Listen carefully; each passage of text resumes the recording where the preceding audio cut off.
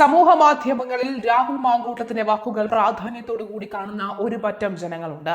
Rahul മാങ്കൂട്ടത്തിന്റെ Facebook പേജിൽ എന്തെങ്കിലും post വരുമോ എന്ന് പലരും ഉറ്റുനോക്കുന്നവരുമുണ്ട്.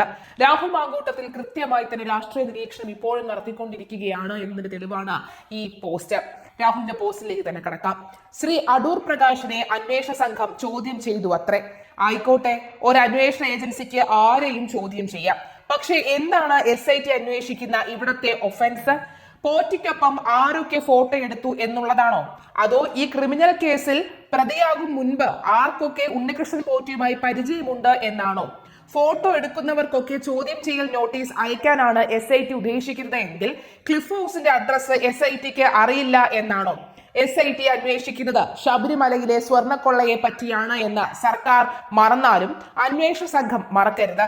ആ സ്വർണ്ണക്കൊള്ളയിൽ ശ്രീ അടൂർ പ്രകാശിന് എന്ത് ബന്ധമാണ് ഉള്ളത്? ശബരിമലയിൽ സ്വർണ്ണക്കൊള്ള നടത്തിയത് 2019 മുതലാണ്.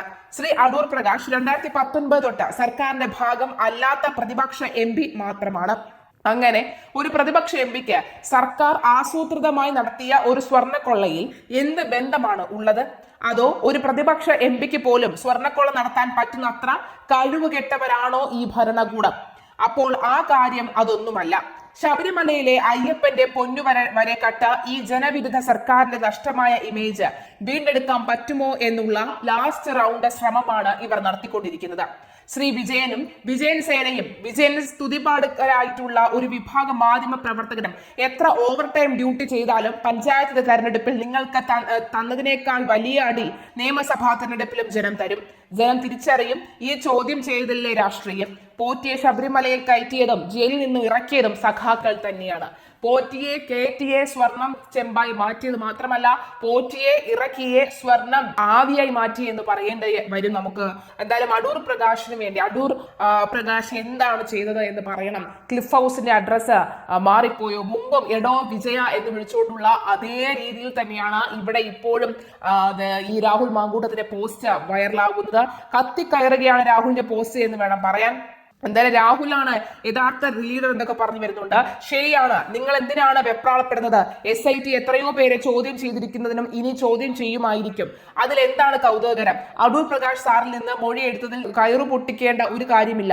പിന്തുണ ഉറപ്പിക്കലാണോ? ഒരു സ്ഥാപനത്തിൽ നിന്നും ഒരാൾ മോഷണം നടത്തിയാൽ പ്രതിയാവുന്നയാളുമായി നിരന്തരം ബന്ധപ്പെട്ടയാളെ പ്രതിയുടെ വീട്ടിലെ നിത്യ സന്ദർശകരെയും ചോദ്യം ചെയ്തതിൽ എന്താണ് അസ്വാഭാവികത? നിങ്ങൾ ഉദ്ദേശിക്കുന്നവർ മാത്രം പ്രതിപട്ടികയിൽ വരണമെന്ന് വാശി പിടിക്കുന്നതിന് എന്താണ്? ഈ ഒരു കാര്യത്തിൽ നിലവിലെ സാഹചര്യത്തിൽ കേരള നിയമസഭയിൽ ജനം തെരഞ്ഞെടുത്ത സഭയിൽ താണ്ഡവമാടി ചേംബർ തകർത്ത് ഉന്നതരെ വ്യക്തിഹത്യ ചെയ്തു. ചിലരുടെ പാവാട ചരടിന്റെ ബലത്തിൽ അധികാരത്തിൽ വന്ന് സർവനാശമാക്കി എതിരാളികളെ കേസെടുത്ത് നിശബ്ദമാക്കാം എന്ന് കരുതരുത്.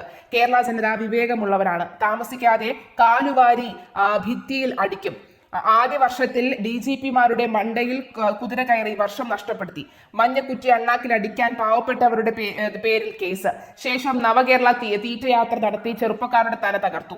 രാഷ്ട്രീയ വൈരാഗ്യം തീർത്ത അന്ധകാരത്തിൽ തള്ളിയ എരണം കെട്ടവരെ ലിബിയൻ നേതാവ് കേണൽ ഗദ്ദാഫിക്ക് ജനം നൽകിയ സമ്മാനം ഓർത്താൽ നന്നാവുമെന്ന് പറഞ്ഞുകൊണ്ട് പലരും കമന്റ് ചെയ്യുന്നുണ്ട്. രാഹുൽ, നീ പോയി വണങ്ങിയ അയ്യപ്പൻ ഉണ്ടല്ലോ, സത്യമുള്ളവനാണ് മോലെ എന്നൊക്കെ പറയുന്നുണ്ട്. എന്തായാലും അടൂർ പ്രകാശൻ ചോദ്യം ചെയ്ത ആദ്യ രാഷ്ട്രീയക്കാരിൽ ഒരാളാണ് രാഹുൽ മാങ്കൂട്ടത്തിൽ. രാഹുലിന്റെ ചോദ്യങ്ങളെയാണ് CPM ഭയക്കുന്നത്. അതുകൊണ്ടാണ് ഈ ശബ്ദം ഇനി പൊങ്ങാതിരിക്കാൻ പുതിയ കേസുകൾ ഉണ്ടാക്കുന്നതും.